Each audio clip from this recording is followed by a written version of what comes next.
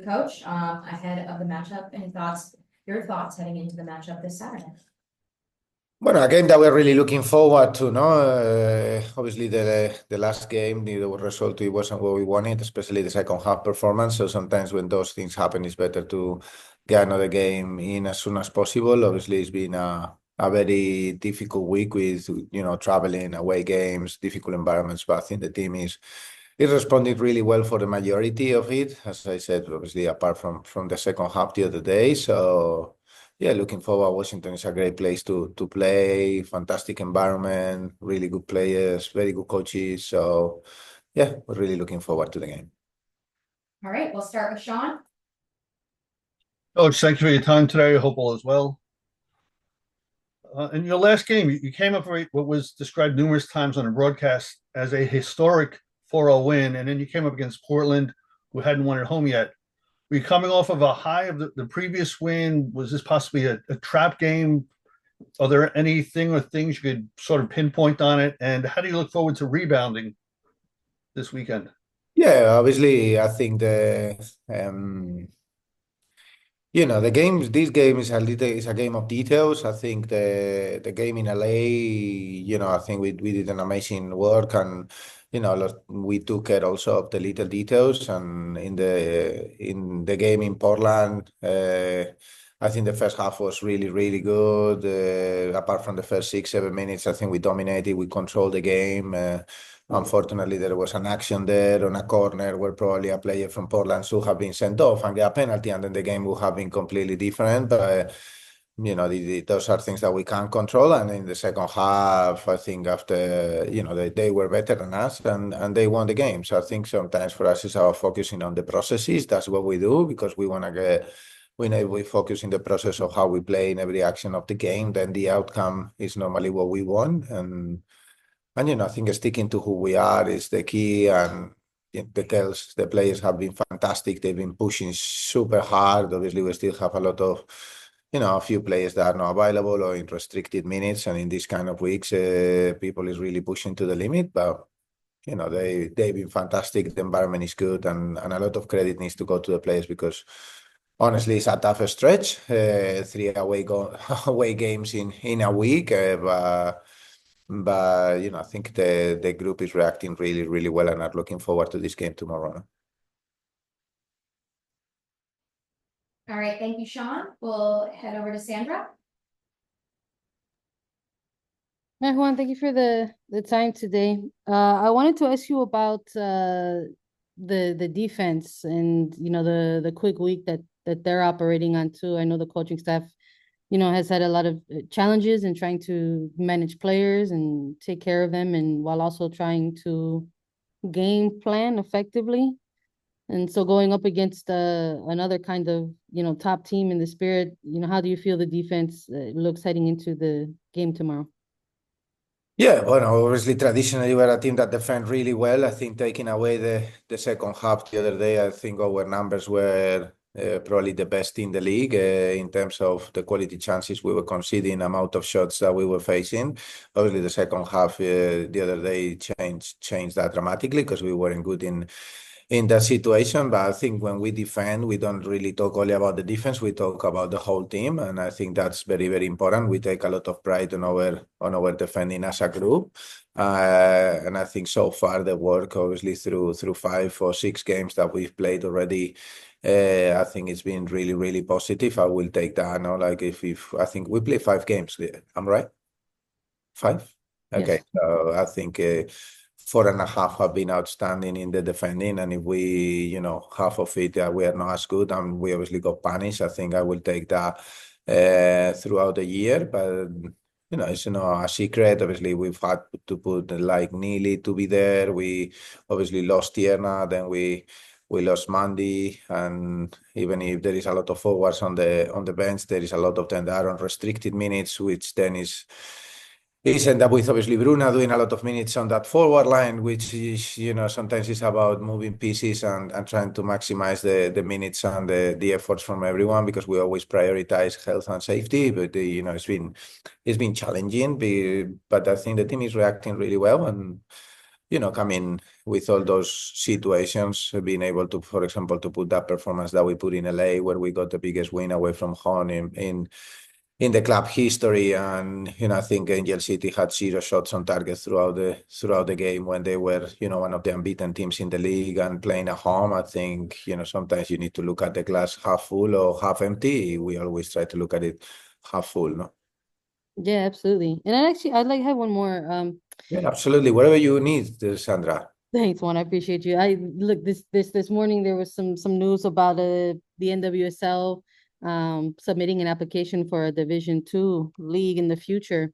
And I know with all your coaching experience, even before NWSL, I really wanted to get your thoughts on the concept of having a potential Division II league for NWSL and your opinions on, that as another opportunity for player development.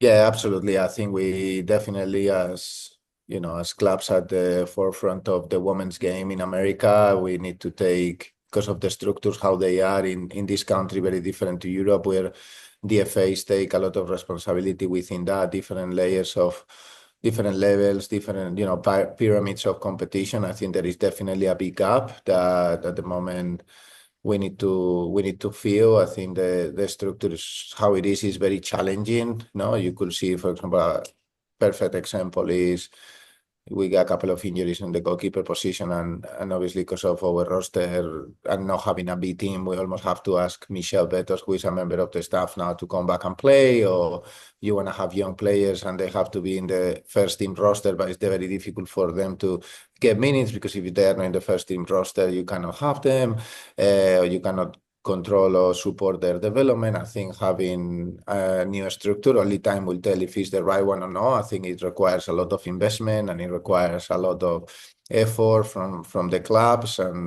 But I think definitely trying to develop more the structure of the professional clubs, I think is very important. And obviously Gotham is one of those clubs that is supporting the initiative. So I think it is a very positive thing that we start creating something for sure. All right, so yeah, bueno, gracias. De nada. Peyton? Hi, Juan. Thanks for your time this afternoon. You're welcome, Peyton. Looking kind of at the stats, I'm sure you're well aware, but your team has 11 yellow cards at this point. I'm looking back at last year. You also led the league at the end of the season with 50 players received, or 50 yellow cards, sorry, not 50 players, 50 yellow cards accumulated over the course of the season.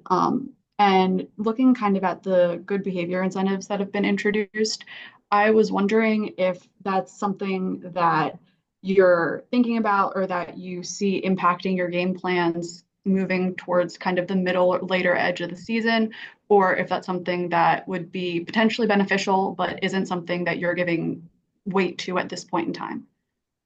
No, I think the incentive to play games without yellow cards, I think it is important. The referees, they try to do their job. There is some key moments that I think they probably, as I mentioned before, that could be slightly different in my opinion, but I can't control it. So, they have to do their job. We do ours. It's not something that we really look into.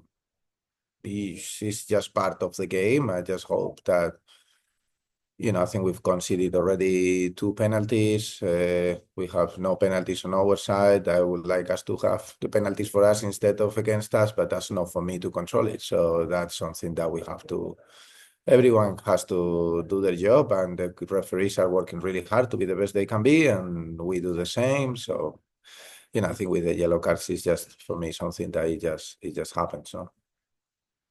Do you think that with the introduction of the incentive, with the ability to reduce yellow card count, that could make a difference as you get farther into the season, with the new rule about if a player goes 5 games consecutively without a yellow card, that their total count can be reduced?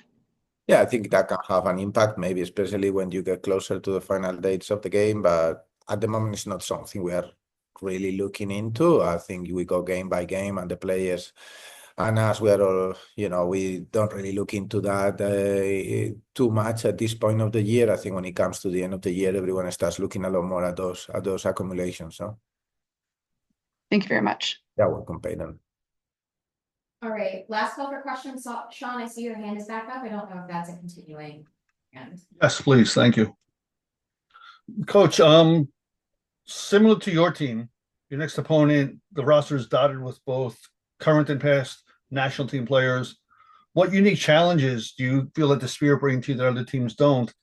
And I would think because they're making a big deal about the upper bowl of their stadium being open, that's a great thing for your team, that more people are coming out to see this particular game. Any thoughts on that?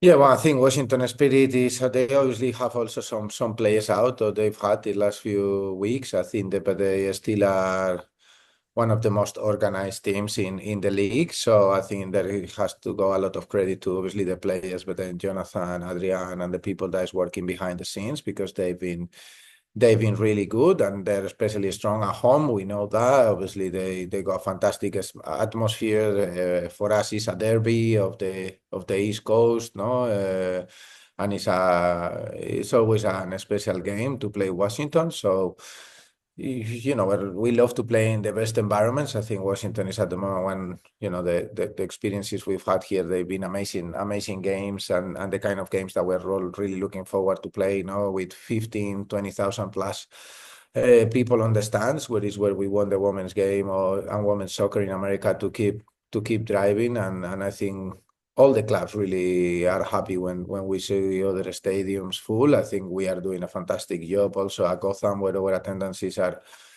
growing exponentially season after season, and I think it's going to be a really enjoyable day. I think the weather should be nice, which is something that we've been missing, and I hope it's a great game for the fans, and in this case that Gotham gets the 3 points, of course. All right, well, that will wrap it